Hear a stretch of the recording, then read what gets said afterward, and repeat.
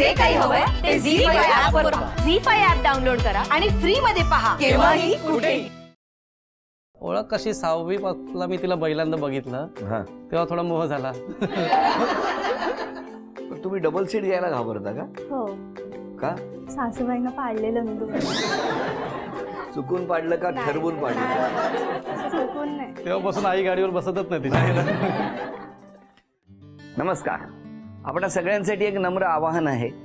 Zee मराठीवरील home minister या कार्यक्रमात सहभागी होण्यासाठी कोणत्याही प्रकारचं शुल्क किंवा मानधन आकारले जात नाही. सहभागासाठी शुल्क किंवा मानधन आकारण्यासंदर्भात कोणाचा फोन आला तर याची नोंद आपल्या नजीकच्या पोलीस स्टेशनमध्ये करावी ही नम्र विनंती. हे खूप लाजाळू होते. मिठाई देताना सुद्धा माझ्याऐवजी तेच जास्त लाजत होते. बरं, त्यापूर्वी मुलींशी बोलणं वगैरे असं कधी नव्हतं? नाही, आताही करायला देत नाही. हे काय म्हणणं आहे? आता बोलायला देत नाही तुम्ही? देते ना. सतत मिस्टरांच्या मागे असतात नाही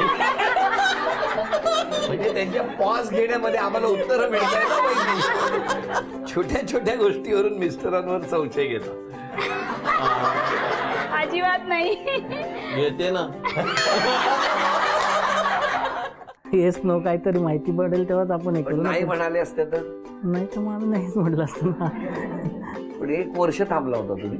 म्हणजे काहीतरी प्रॉब्लेम होती मध्ये त्यामुळे थांबलो. नाही, नंतर असं मला ऐकायला आलेलं यांचे मित्र बोललेले की तुम्ही जर तयार नसताना झालात लग्नाला तुम्हाला पळवून पण नेण्याचा विचार होता. नंतर मग कॉलेज झाल्यानंतर TY नंतर तिने दहाड इन्स्टिट्यूटला कोर्स लावला होता ना पुण्याला. तुम्हाला भेटायचं म्हणून त्यांनी कोर्स करायचा? तिला करायचंच होतं काही ना काही.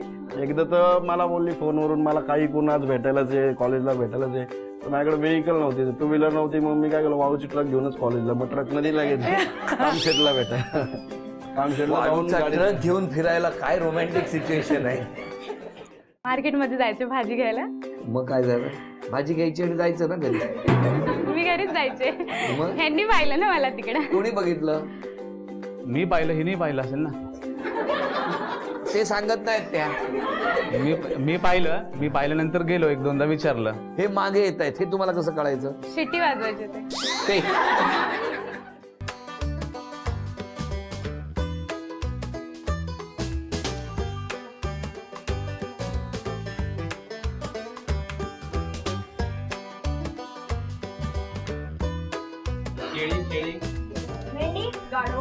करेक्ट.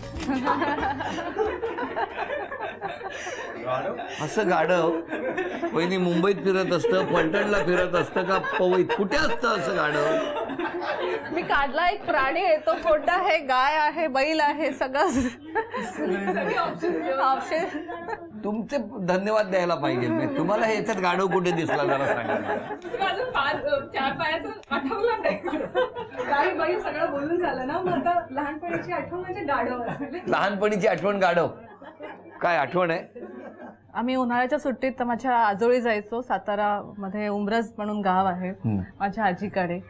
आणि आजीला मदत म्हणून एकदा माझ्या मावशी आणि मी शेण उचलून आणलं आणि चुलीजवळ एका घराच्या बाहेर चूल होती, तिकडे सारवलं.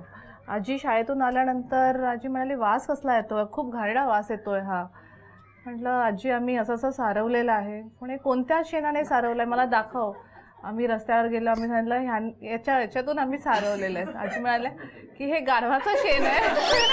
म्हणजे आम्ही शहरात राहिल्यामुळे आपल्याला गाईचं शेण आणि गाढवाच्या शेणामध्ये पण आम्ही डिफरन्शिएट करू शकलो नाही. धन्यवाद. हे गाढवच आहे. चला, हे बक्षीस मिळालं तुम्हाला. अभिनंदन.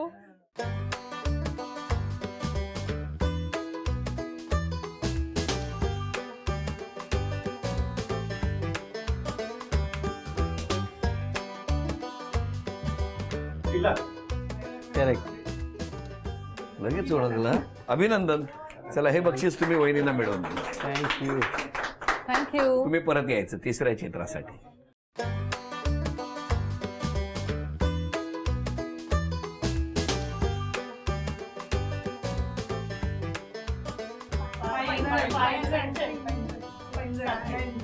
$10.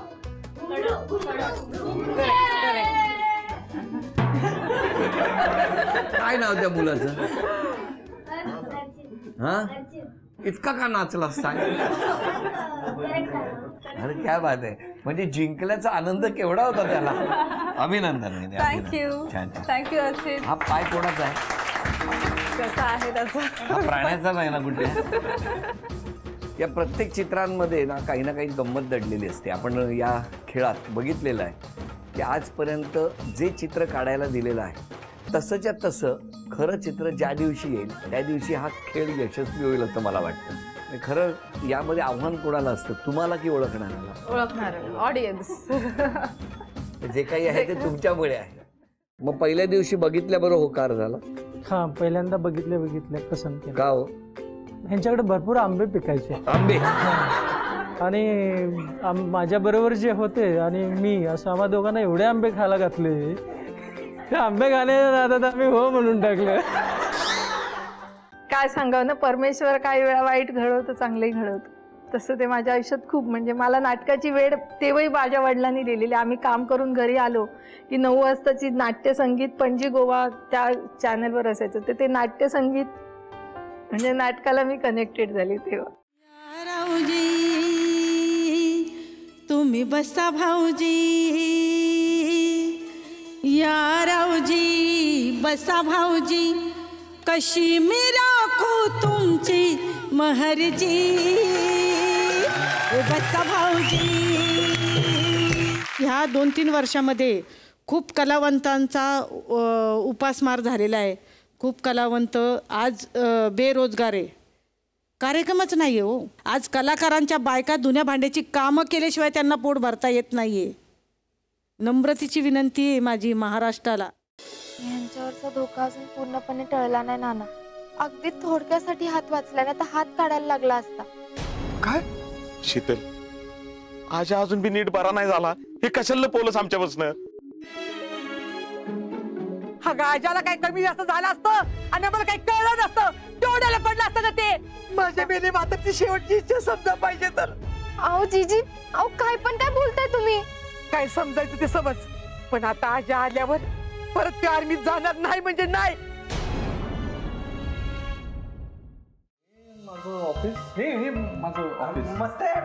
वा वा वा मस्त आहे. मस्त होतं की नाही ऑफिस? हो खूप मस्त. I am very proud of you daddy. Thank you. चला आता तुम्ही दोघं निघा.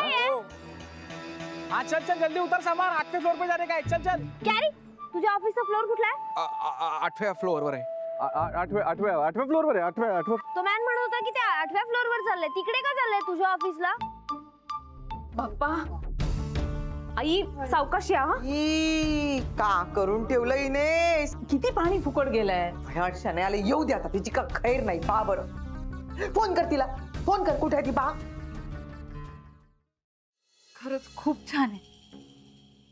तुझ्यासाठी पण पाटणकरांनी विचारलं तर काय सांगू? सांग. अण्णा नाईकांनी दिल्या. स्वराज्यात वतन देण्याची परंपरा आणि पद्धत बंद केली आहे. आता जरा तुम्ही समजून घ्या, शिर्के नवीन वतन मागतच नाही, हक्काचं लढून कटून मिळवलेलं वतन मागतात. काय चाललंय?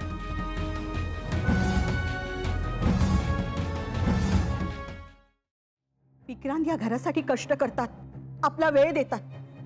मग एखादी गोष्ट त्यांची स्वतःची पर्सनल असेल तर आपण त्यांना समजून घ्यायला नको का? विचारायचे असे प्रश्न त्यांना का? कारण या घरात राहणारी एक व्यक्ती म्हणून मला तो अधिकार आहे. सोनियाताई, घरातल्या इतर कोणी त्या बंद खोलीबद्दल विचारावं का नाही मला माहित नाही, पण मी तरी नक्कीच तुम्हाला त्याच्याबद्दल काही बोलले नव्हते. प्रोजेक्ट नसला तर शाळेत यायचं नाही म्हणून सांगितलं. मी आल्यावर करूयात ना, आता नको. घर मर्दा काय झालंय? मी आता प्रोजेक्ट नाही केला तर मला शाळेत घेणार नाही. कसला प्रोजेक्ट? पप्पीचा. कसलं टेन्शन घेतोय? मी देतो की तुला बनवून. पण माऊ कडनं करून आणायला सांगितलं.